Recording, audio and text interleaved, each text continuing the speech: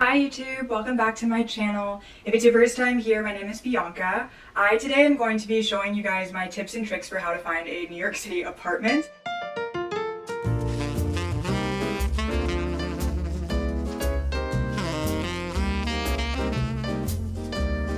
Living in one of the best cities in the world, it is such a dream to find an apartment that really fits and suits you, one that fits your budget, and it's not an easy skill by any means. I've lived here for 4 years, I've lived in 5 different apartments, and every single time I've moved, it has been the most stressful time of my life. Last week, I shared my apartment tour, and I got a lot of messages of people asking, like, how did you find your apartment? How much do you pay for rent? Even though I'm not opening up about how much I pay for rent, I do want to say that I got an apartment $700 a month cheaper than it typically was. In this video, I'm going to be sharing with you how I found my apartment. I'm going to share with you some horror stories that I've had, some great stories that I've had, and also just like bargaining, pros and cons, things that will really help you when talking to a broker, especially the tips and tricks I've learned for finding an apartment during COVID-19. I'm going to, as quickly as possible, try to tell you everything that you need in 10 minutes or less. Let's get into it. First of all, this is upside down, so. Okay, so when you make the decision to move out of an apartment, or for whatever reason you now have to move, I think one of the most important things to ask yourself is, what is my vision? Why am I moving? What do I want out of moving? Do I want to live alone? Do I want to live with roommates? Do I want a place that's bigger than where I currently live now? Do I want a place that's better for sunlight? Do I want a place that's better for all of my plants, that fits more of my furniture? Like, definitely write all of those things out. If you're not the type of personality to write things out, just have them in the back of your mind and just start to meditate on those things. Note what you are willing to compromise and what you aren't, and make it very clear for yourself so that when you decide to start actually looking online, it is very clear what's going to fit you and then what's not. Most important, I think, in New York to start with is what neighborhood do you want to live in, and also because of that, what is your budget and what is the space range that you're looking for. What is the least amount of square footage that you're willing to live in? This I recommend doing a few months before you move. If you know your lease is up in 3 months, I would start asking yourself, what is it that I'm looking for? Where am I going? What do I need? How much money do I need to be saving? How much money do I need to have? Moving is expensive, and preparing a couple months earlier can really help you to save time, energy, and money, so I totally recommend doing that. For the place that I'm in right now, I had been looking for probably 2 months before I moved in. I had seen tons of places that I liked and tons of places that I kind of liked and a ton of places that I absolutely did not like. I met a lot of brokers that I felt the exact same about, some that I liked, some that I didn't like, and I was very picky. I knew what I was doing, and I think with your vision, it's important to know what you're doing and to know what you want. That way when you talk to a broker or a landlord, you can tell them exactly what you're looking for, and if they don't have that, you can either move on or see if you can compromise with what they're willing to give you. After you've set up your vision, I recommend jumping right into researching options. Research can look like going into the neighborhood that you have decided upon and deciding, where do I want to live in this neighborhood? Is there a certain train line that is more convenient than others for me and where I need to get to in life? In COVID, because so many of us are working from home, it's interesting. I feel like more people are okay with living further away from the train. A lot of apartments in New York are so much cheaper if they are further away from the train. So like if that's something that you're willing to work with, totally keep that in mind. And also just looking around the neighborhood can answer some questions for you, like, am I willing to pay a little bit more because it's near to this restaurant or this park? Like, just thinking about where you are, what you want to do with your move, and gaining inspiration. I feel like New York City, it's like anything can happen. Walk around, get your inspo, come back to the drawing board and be like, okay, I know what I want, let's go for it. So after you've set your vision and you have researched a little bit, I recommend going right into the execution. Execute your vision, execute your plan. For me, that looks like jumping on StreetEasy, jumping on RentHop, Craigslist. Those are the sites that I use. Every single site you should be looking at every single morning. Don't look more than a month before you need to move. I recommend, if you're leaving your current apartment on the 31st of the month, I would say to start looking the 1st of that month. Because New York apartment turnaround time is so quick. As soon as you think that you have an apartment set for a later time, somebody has already taken it. So the turnaround process of finding an apartment and moving on it is very quick. So there's no point in looking earlier than you should. So with the execution, I would just say, When you're looking for apartments, it's okay if you see one where you're like, I don't really like this, but I like the idea of it. There's things that I like about it. I like how clean it is. I love the wood floors. I love the tile in the bathroom. I even love the kitchen. I totally recommend reaching out to the broker, asking him if he has videos of any other places or if he has any other places potentially in the future. And brokers are pretty honest. If you give them your budget and your price range and they don't have anything like that, you'll know within 5 minutes they're sending you things that are just way too expensive and you can move on. But that's a way to find places that are off of the market. My apartment that I'm in currently wasn't online at all. The building itself was on StreetEasy and talked about like the previous rental history and stuff, but my specific unit was not online, and so finding a deal on this place was really not stressful because I wasn't fighting with other people for the same place. And I think there's a ton of places like that right now during COVID, and I totally recommend asking brokers about places they've had that have been empty for a while and that the landlords are looking to fill as soon as possible. Another thing during the execution that I would say to do is to prepare all of your documentation. Landlords will ask for your employment history, sometimes they'll ask for a letter from your job. I think every time they ask for a letter from your job. There are so many documents, and I 100% recommend having those ahead of time so that when you find a place, you can show up to the open house or show up to the one-on-one with the broker, hand them the documents, and immediately have an application in. This is really, really, really important if you are holding out for the perfect place. It's absolutely awful to not be prepared and lose the apartment to someone else just because you didn't have your documentation ready. So that's probably a number one tip, is like have your forms ready to go, keep them on your phone in a Google Drive document, share the link with brokers once you're ready to apply, and it's really that simple and that easy. That can change everything. Okay, so once you have your vision, once you've researched and you've executed, you should now at this point hopefully have found a few, multiple places that you like/love. After this, reach out to the broker as soon as you can. Don't wait a day. If you see it on StreetEasy, you see that it was posted today, reach out as soon as you possibly can to see the place. A lot of times I would set up an appointment, but then also like separately email the broker because sometimes through StreetEasy, I don't know that they always see the appointment times.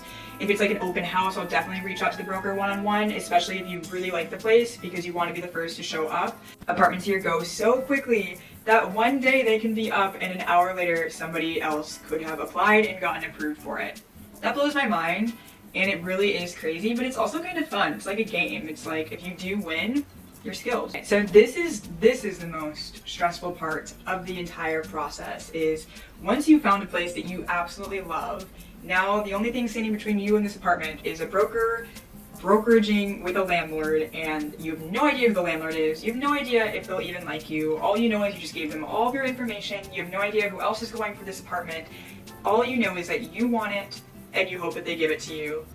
100% the most stressful part. Just a heads up, if you apply to apartments, typically you'll hear back within less than 3 days unless it's a weekend. If it's a weekend, God bless your heart. It's absolutely awful to wait for an extra 2 days to hear back from the landlord because most landlords do not work on the weekends. In terms of how long it takes to hear back from a landlord, I would say if on the second day you still haven't heard anything and it's a weekday, reach out, bother the broker, text them, say, hey, what's going on? When can I expect to hear back? They're typically very honest and open and will tell you. If they're not honest and open, I consider that a red flag, and I would continue to keep looking for other apartments and applying for them. Even though there are application fees and things, it's much better to pay an application fee extra that you don't need than find out 2 days before you need to move that the apartment you thought you were going to get fell through. It's happened to me, it's absolutely awful, and I've left some really awful reviews on brokers' sites because someone did that to me, didn't tell me that I was denied as an applicant by the landlord, didn't tell me why, and this was like 3 years ago, and just left me wondering what was going to happen up until I think the last day of the month. I was so mad. Here are some of my tricks and tips regarding COVID-19 and the things that have changed due to the pandemic, things that are better, things that are worse, and what to look out for if you decide to look for an apartment right now. It is a great time to move, so I do 100% recommend looking for an apartment right now. Because of the pandemic, there are a ton of places that are empty and landlords are just trying to fill their buildings like nobody's business, because it's obviously not helpful to them to have nobody living in their building. They're not making any money, and that is where it is an amazing time for you to come in with the kill and bargain and go low and do everything that you can to try to get a great deal out of this apartment. Something that landlords are doing are offering like 1, 2, or 3 months free off of a year lease. Sometimes I've seen a 13-month lease, sometimes I've seen 6-month leases for like half off, which is insane, by the way, but I've seen a ton of different things, and something that I've noticed is that even though that looks like a great deal, sometimes landlords will expect you to pay the full price of an apartment, even though they're listing it as the 3 months off. So say that there's an apartment that is $2,000 a month originally, but because they're offering a few months free, now the price has gone from $2,000 a month to $1,500 a month. That sounds awesome in hindsight until you realize that the landlord expects you to pay the $2,000 a month and just wait until the end of the year to get the months free, which if you have a ton of money in your savings account, that's an awesome deal, like definitely do that. But if you're having to like dig up $2,000 a month to pay for rent when you thought you were having to pay $1,500, that's definitely not fun. And I think it takes just a different financial management system to work out paying way more than you were planning to each month. Landlords are flexible about this. I would just ask the broker before. You can put it in the lease, like I want to pay the net effective rate versus the full monthly rate in the end. There is a con of paying the net effective. It's that the $2,000 a month rate is gonna still be there next year if we're potentially not in a pandemic. So like, yeah, you're paying $1,500 now and you have the months free at the end of the year, but if you want to sign your lease again, the landlord can take it back up to the $2,000 and potentially more, because landlords can change the price however much they want to. For me personally, I wanted to find a place that the landlord just dropped the price on without the free months, because I know that I wanted to find a place I could stay for a couple of years if possible, and I didn't want to have to deal with my price going up $500 if I renewed my lease. Just something to keep in mind. My second COVID-19 tip: do not believe everything that brokers say. This is why I think it's important to find a broker that you trust. I talked to tons of brokers that were just spewing lies. Like, I would ask so many questions like, oh, how long do you think this pandemic is gonna like cause rent to go down? And like, oh, are rents going back up? Or like, oh, is this place like always this like cheap? Like, just asking a ton of questions. And like the landlords, I could tell, were just in a hurry. They just wanted people to be in the spaces. They definitely like to push. They like to get you to jump on things as soon as possible. And I think that's why research is really important. If you're asking a broker questions like, hey, do you think rent could go down any more? That's why it's important spending time on Street Easy and seeing, has rent gradually been going down? And honestly, it has. So any broker that's going to tell you like, oh no, it's not going to go any lower, I don't know that they actually know that for sure. And I think they're hoping it won't go down because that affects the amount of money that they make. But I had landlords tell me there was no way I was going to get the apartment that I live in now for the price that I got it, and I got it for that price. So do your research. Another COVID-19 tip is broker fees. I don't know really what's going on in New York with brokers fees right now. I just know with the pandemic, they're definitely not really happening. I've seen like maybe 5 apartments out of 200 that are making people pay broker fees. They're typically really amazing apartments every single time. But I think during the pandemic, if you find a place that has a broker's fee, forget about it. Like, just move on. There's no reason to be paying a broker right now. You just don't want to add any extra money to the moving expenses when there are plenty of options where you don't need to pay that. If you are out of town and you're looking for an apartment, I would say do the exact same tips that I said before, except this time ask the broker for videos. Like, immediately explain to them you're out of town but you're willing to move on it ASAP, and they will send you videos. They will make the process so easy for you. I don't know that in the past brokers had videos and were okay with doing everything online, but I think now with COVID, having gone through a season and a time where we weren't even allowed to go into apartments so much because people didn't feel comfortable, I think most brokers are prepared to do the entire process online, which is super convenient and honestly should have been this way the entire time. But if that's something that is the case, ask for videos. If you don't like the video that you see, ask them if they have any other videos of other units that are within the same price range and the same style as what you're looking for. To share a quick story, I had once found the most beautiful, amazing apartment. It is actually down the street from me, and it's the apartment that led me to start looking for other apartments because I didn't realize I so badly wanted to live alone until I found this place. And I was like, I need to live here right now. I am willing to get out of my lease early to specifically move into this place. And I was the first person to apply, even though tons of people showed up to the open house. It was like a freaking competition. I ran out of there and like immediately sent my documents. Anyway, I waited 3 days. I waited Saturday, Sunday, and a Friday evening, only to find out on Monday. The broker calls me and is so upset, and he's like, I'm so sorry. The management company gave the apartment to somebody who lived upstairs in a 2-bedroom and wanted to live by themselves. And I was absolutely heartbroken because the apartment is cheaper than the one I live in now. It was much larger, better sunlight, absolutely beautiful, like just the most unique apartment, and I was so close to getting it, and they gave it away. And I actually took me a while to get over that. I think until 2 weeks ago I didn't have any closure, and I was constantly just like, I don't get it. Like, I pass this apartment every day and I'm just so sad.